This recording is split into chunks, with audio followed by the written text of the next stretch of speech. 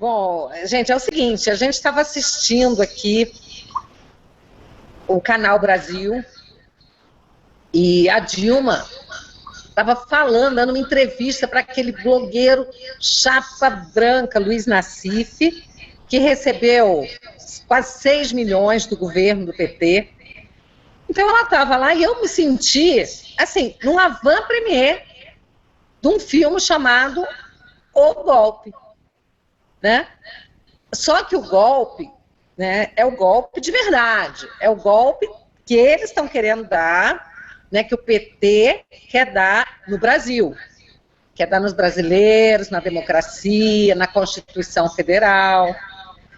Eles ficam aí gritando golpe, golpe, golpe, sendo que nós estamos o quê? Ao lado da Constituição Federal, da lei, da justiça. E eles só sabem mentir, né? Só que agora ela estava nesse programa aí, que aliás, diga-se de passagem, o presidente da empresa, né, brasileira de comunicação, né, que é do rádio, TV e tal, ele seria trocado pelo Michel Temer, mas o Supremo entendeu que ele tinha um mandato, então que ele não poderia sair, então ele ficou. Bom, o cara é chapa branca, né? Quem deu essa eliminar foi o Toffoli. Quem deu essa eliminar foi o ministro Toffoli. Ok. Bom, de qualquer forma, a Dilma estava contando o que eles vão fazer.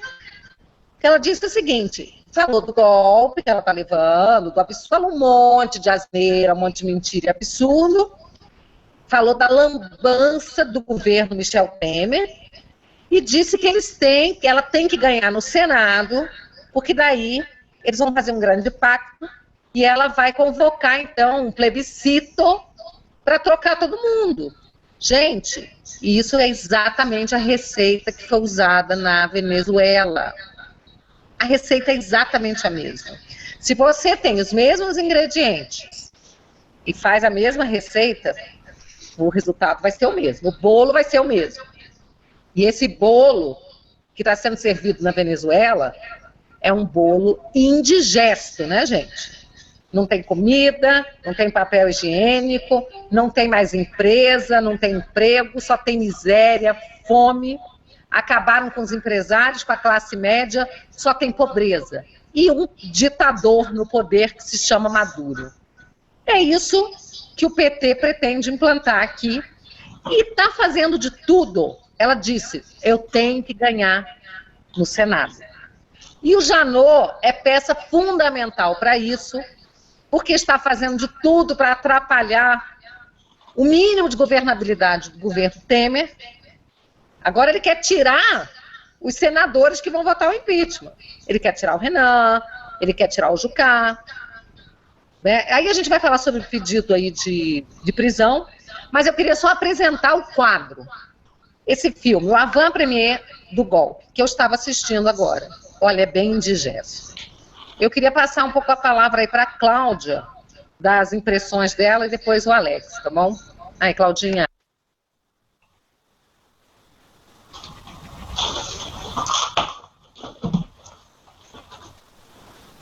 Assim. Isso. Chegou o som? Chegou. Olha, gente, de tudo que eu assisti agora, junto com a Bia, me chamou a atenção, além de tudo isso que a Bia já colocou, o apelo ao emocional, porque todo mundo viu que foi divulgado nas redes e tudo mais, o gasto da Dilma, por exemplo, com cabeleireiro. Ela deu uma explicação muito comovente sobre a necessidade dela de usar o cabeleireiro. Ela teve câncer em 2009 e perdeu todo o cabelo. Por isso ela precisou recorrer ao cabeleireiro dela, uma necessidade. E as pessoas não têm sensibilidade para perceber isso, entende? Então, a gente está sendo feito de besta. E eles estão usando uma TV estatal, paga com os nossos impostos, para fazer um vexame desse. Isso é um absurdo, isso é inaceitável. Nós temos que ter alguém nesse país para entrar com uma ação contra esse descaramento, que isso é uma coisa absurda, absurda se dar espaço para essa criatura que já causou todos os danos que podia causar, continuar tentando desestabilizar, talvez a única chance que a gente tem de voltar um pouquinho aos trilhos e tentar começar a resgatar um pouco de tudo que a gente teve destruído nesse país. E nós temos uma ação totalmente orquestrada, que a gente está vendo que é uma coisa planejada. Por que o Toffoli deu uma liminar para manter o presidente da EBC à frente da empresa brasileira de comunicação, de notícias, sei lá o que é? Por quê? De tudo que foi trocado, essa figura teve que ser mantida. Como dentro de uma TV estatal se chama um blogueiro sabidamente contratado pelo PT, como Luiz Nassif, para fazer entrevista de uma presidente que está afastada e que não deveria estar falando nada, devia estar calada e quieta, esperando o que ia acontecer com ela. E, no entanto, está se dando espaço para essa criatura fazer de um tudo, digamos assim, fazer o diabo, como ela prometeu que faria. E está fazendo. E fazendo com o nosso dinheiro. Gente, é difícil. É muito difícil de você...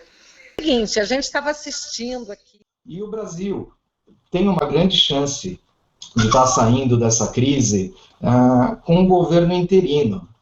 Você tendo agora o Temer, que está lá, que está ensaiando medidas austeras, não se sabe ainda direito quão amargo vão ser os remédios, quão impopulares eles vão ser, para que a gente consiga sair dessa falência, né? Nós estamos numa falência técnica no Brasil.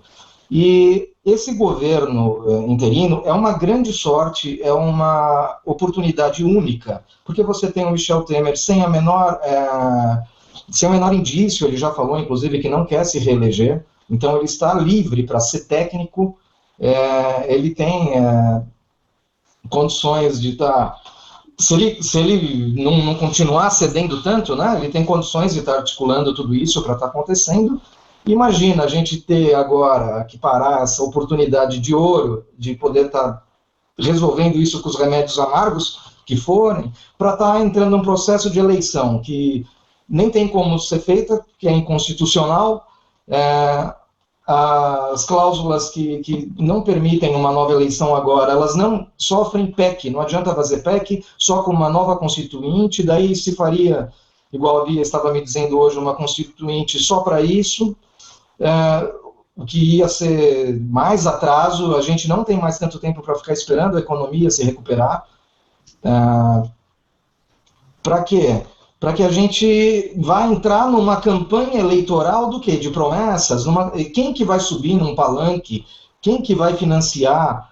Vai ser uma eleição muito estranha. Quem que vai estar num programa político falando para que o povo vote nele, falando, olha, eu vou fazer tudo o que precisa para estar corrigindo essa crise? Não pode. O candidato não vai poder. Tem uma coisa mais grave. Como? Uma coisa muito grave, que a gente tem que chamar atenção para isso quando a gente fala de eleições. Sim, as urnas eletrônicas. Então, além de ter essa outra ferramenta, né? Isso é gravíssimo, porque nós estamos aqui numa luta para provar que essas eleições foram fraudadas. E ainda que a gente... Veja bem, a gente não deveria ter que provar isso. As urnas deveriam ser confiáveis. Nós deveríamos ter certeza de que não poderia haver fraude.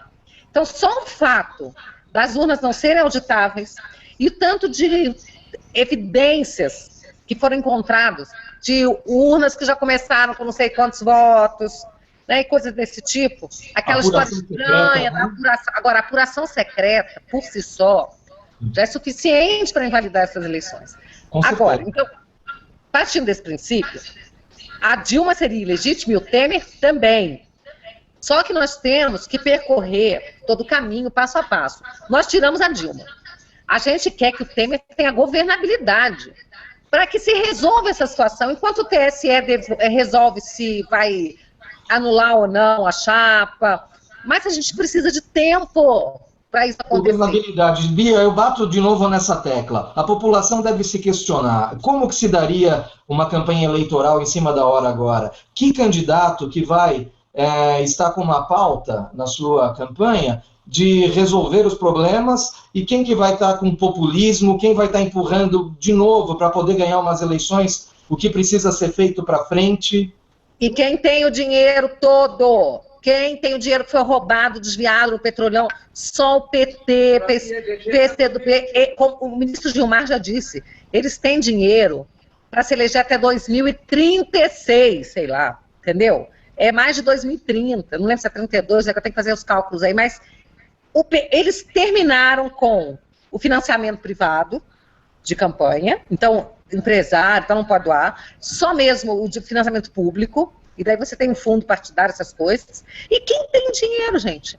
O PT. Então, eu vou dar uma pequena dica. Se a proposta vem do PT, é porque não presta.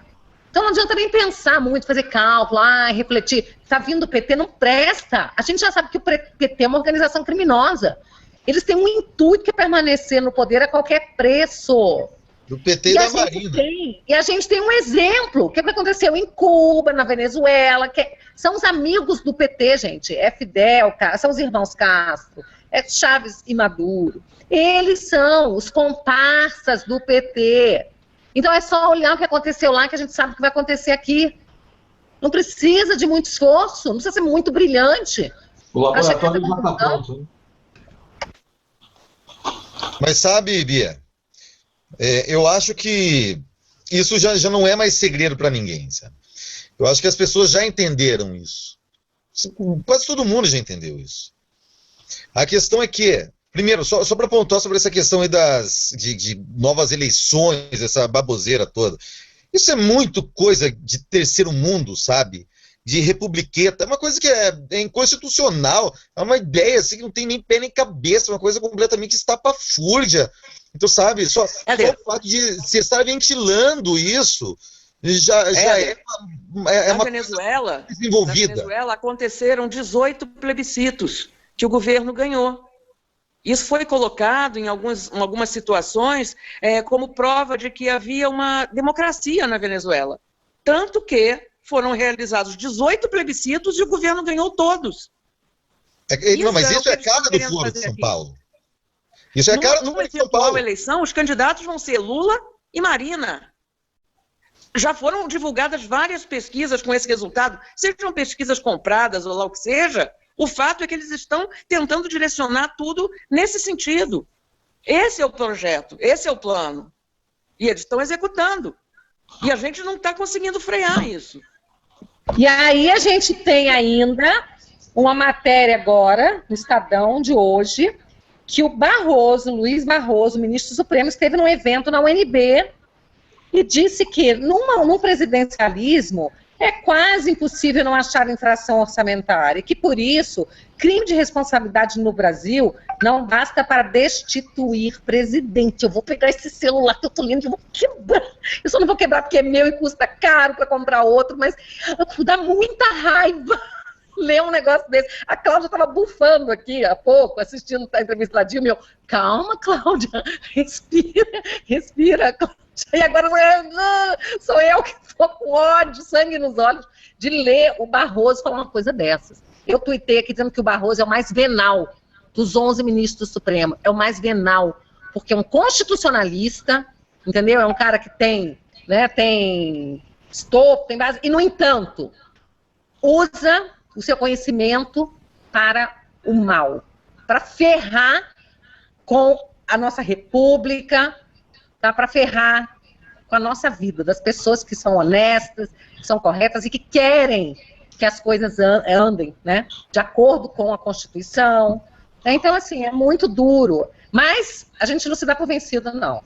A gente luta, a gente vai ganhar essa batalha. A gente vai ganhar porque a gente tem a população para botar nas ruas, para infernizar a vida desse povo, entendeu? Levantar a bunda da cadeira, entendeu? Começar a pressionar. Nós vamos para frente do Supremo, nós vamos infernizar a vida desses meninos. Por que o Teori não entrega logo o Lula para o Sérgio Moro? Então, assim, é muita coisa errada ao mesmo tempo. A gente tem que ficar correndo para lá e para cá. Mas o mais importante é que, para mim, hoje, ao assistir essa entrevista, eu enxerguei o panorama completo do golpe que eles estão armando contra o Brasil. E esse golpe já foi dado na Venezuela. Eu acho que cabe justamente a nós que temos alguma mídia, aí, sobretudo no nosso nicho, espalhar isso mesmo para as pessoas, espalhar o que eles querem fazer. E, sobretudo, bombar no dia 31 de julho.